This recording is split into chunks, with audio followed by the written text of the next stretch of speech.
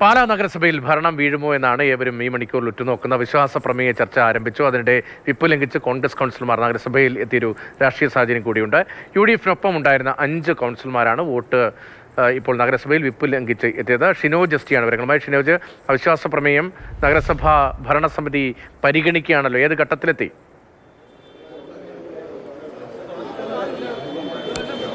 രതീഷ്, അവിശ്വാസ പ്രമേയ ചർച്ച പൂർത്തിയായി കഴിഞ്ഞു. നിലവിൽ ഇപ്പോൾ ഈ കാണുന്ന കൗൺസിൽ ഹാളിനുള്ളിൽ വോട്ടിംഗ് തുടങ്ങിക്കഴിഞ്ഞു. വോട്ടിങ്ങിൻ്റെ നടപടിക്രമങ്ങളാണ് ഇപ്പോൾ അകത്ത് പുരോഗമിക്കുന്നത്. ചർച്ച പൂർത്തിയായി കഴിഞ്ഞു. ഈ ചർച്ചയിലുടനീളം പ്രതിപക്ഷം കൊണ്ടുവന്ന അവിശ്വാസ പ്രമേയത്തെ UDF-ന്റെ കൗൺസിലർമാർ, പ്രത്യേകിച്ച് കോൺഗ്രസിൻ്റെ 4 കൗൺസിലർമാരും പിന്തുണച്ചാണ് സംസാരിച്ചിരിക്കുന്നത്. സ്വാഭാവികമായും അപ്പോൾ മറിച്ച് ഒരു തീരുമാനത്തിലേക്ക്, ഒരു വോട്ടിങ്ങിലേക്ക് ഇനി പോകാൻ സാധ്യത വളരെ കുറവാണ്. അതായത് LDF കൊണ്ടുവന്ന അവിശ്വാസ പ്രമേയത്തെ പിന്തുണച്ചുകൊണ്ട് നിലവിൽ കഴിഞ്ഞ 6 മാസമായി പാലാ ഭരിച്ചുകൊണ്ടിരുന്ന ദിയാവിന് പുളിക്കണ്ട പുറത്തേക്ക് പോകേണ്ട ഒരു അവസ്ഥയിലാണ് നിലവിൽ ഇപ്പോൾ കാര്യങ്ങൾ എത്തി നിൽക്കുന്നത്. ഇനി വോട്ടിങ്ങിൻ്റെ സാങ്കേതികപരമായിട്ടുള്ള കാര്യങ്ങൾ മാത്രമാണ് അകത്ത് നടക്കാനുള്ളത്. തത്വത്തിൽ ഈ ഭരണം വീണു എന്ന് തന്നെ പറയേണ്ടി വരും.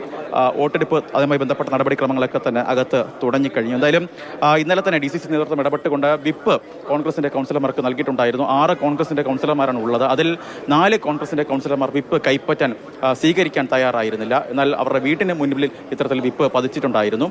ഈ 4 കൗൺസിലർമാരുമാണ് നിലവിൽ ഇപ്പോൾ ഈ കൗൺസിൽ യോഗത്തിലേക്ക് വിപ്പ് ലംഘിച്ച് എത്തിയിരിക്കുന്നത്. മാത്രമല്ല, കോൺഗ്രസിൻ്റെ വിമതയായി മത്സരിച്ച മായ രാഹുലും, അവർ നിലവിൽ ഇപ്പോൾ വൈസ് ചെയർപേഴ്സണാണ്, അവരും ഈ യോഗത്തിൽ പങ്കെടുക്കുന്നതിന് വേണ്ടി അകത്തേക്ക് എത്തിയിട്ടുണ്ട്. ഈ 5 പേരും LDF കൊണ്ടുവന്ന അവിശ്വാസത്തെ പിന്തുണച്ചുകൊണ്ട് നിലവിൽ ഇത്തരത്തിലൊരു ഭരണസമിതിയുമായി മുന്നോട്ട് പോകാൻ ഞങ്ങൾക്ക് താല്പര്യമില്ല എന്ന കാര്യമാണ് ഈ ചർച്ചയിൽ ഉൾപ്പെടെ പറഞ്ഞിരിക്കുന്നത്. എന്തായാലും ചെയർപേഴ്സൺ മാറേണ്ടി വരികയാണ്. അങ്ങനെയെങ്കിൽ അടുത്തയാളെ എപ്പോൾ തിരഞ്ഞെടുക്കും? കേരള കോൺഗ്രസ് അങ്ങനെ ഒരു പാലം രൂപപ്പെടുന്നുണ്ടോ?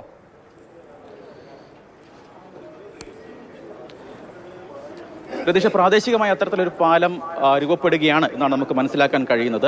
കാരണം ഇത്തരത്തിൽ നേരത്തെ ഒരു ചെറിയൊരു തർക്കത്തിൻ്റെ പേരിലാണ് ഇത്തരത്തിൽ കേരള കോൺഗ്രസ് LDF-ന്റെ ഒപ്പം ചേരുന്നതൊക്കെ തന്നെ നമ്മൾ കണ്ടത്. വീണ്ടും വർഷങ്ങൾക്ക് ശേഷം വീണ്ടും അതേ രീതിയിൽ തന്നെ ഒരു തദ്ദേശ സ്വയംഭരണ സ്ഥാപനത്തിനകത്ത് നടക്കുന്ന തർക്കങ്ങളുടെ പേരിൽ വീണ്ടും അത്തരത്തിലൊരു പാലം രൂപപ്പെടുകയാണ് എന്ന് തന്നെ പറയേണ്ടി വരും. പക്ഷേ ഒരു പ്രാദേശികമായ അത്തരത്തിലൊരു വിഷയം എന്ന തരത്തിൽ കേരള കോൺഗ്രസിൻ്റെ ഉന്നത നേതൃത്വമൊക്കെ തന്നെ അത്തരത്തിൽ അതിനെ ആ തരത്തിലൊരു മറുപടി പറഞ്ഞ് ഒഴിവാക്കി വിടാനാണ് ഒരുപക്ഷെ സാധ്യത എന്ന് പറയുന്നത്. എന്തായാലും ആ തരത്തിൽ കേരള കോൺഗ്രസും തത്വത്തിൽ കേരള കോൺഗ്രസ് എമ്മാണ് ഇത്തരത്തിലൊരു അവിശ്വാസമായി മുന്നോട്ട് വന്നത്. കാരണം LDF അവിശ്വാസം കൊണ്ടുവന്നെന്ന് പറയുമ്പോൾ പോലും 12 പേരാണ് LDF-നൊപ്പം ഉള്ളത്. അതിൽ 10 പേരും കേരള കോൺഗ്രസ് എമ്മിൻ്റെ കൗൺസിലർമാരാണ്. തത്വത്തിൽ ഒരു കേരള കോൺഗ്രസ് കൊണ്ടുവന്ന ഒരു അവിശ്വാസം തന്നെയാണ്. അങ്ങനെ കേരള കോൺഗ്രസ് കൊണ്ടുവന്ന അവിശ്വാസത്തെയാണ് ഇപ്പോൾ കോൺഗ്രസിൻ്റെ കൗൺസിലർമാർ പിന്തുണച്ചിരിക്കുന്നത്. അതിനാൽ തന്നെ പുതിയൊരു പാലം രൂപപ്പെടുകയാണ് എന്ന് തന്നെ പറയേണ്ടി വരും.